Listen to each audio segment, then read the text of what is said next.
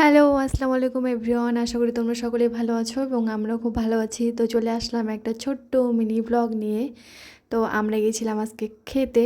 আমাদের প্ল্যান ছিল রাসাম রাইস খাবো। তো একটা দোকানে গিয়েছিলাম, সেখানে খুব ভালো পাওয়া যায়।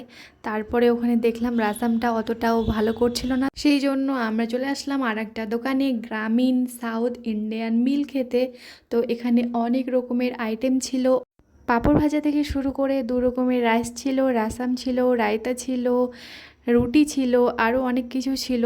তো খাবারটা দেখে মনে হচ্ছে অনেক টেস্টি, কিন্তু আমাকে স্পেশালি ভালো লাগেনি। সেও বলল যে আজকে খাবারটা অতটাও টেস্ট করছে না, আগে যেরকম টেস্ট করতো, আগে খেত তো এখানে অনেক টেস্ট করতো, সেরকম টেস্ট নেই। তারপরে এখানে আমরা চলে আসলাম একটা সুপার মার্কেটে। এখানে তোমার অনেক রকমের গ্রোসারি আইটেম, সবজি, ফল পাওয়া যায়। তো আমরা এসেছিলাম চাল নেওয়ার জন্য, আমাদের চাল শেষ হয়ে গেছে। তো আমি একটু দেখছিলাম কি কি নেওয়া যায়। তো এখানে সবজিগুলো আমাকে একটুকু ভালো লাগেনি, একদম ফ্রেশ ছিল না। তো আমরা শুধু চাল নিয়ে রুমে চলে আসি। তো ভিডিওটা ভালো লাগলে অবশ্যই লাইক, কমেন্ট, শেয়ার। খোদা।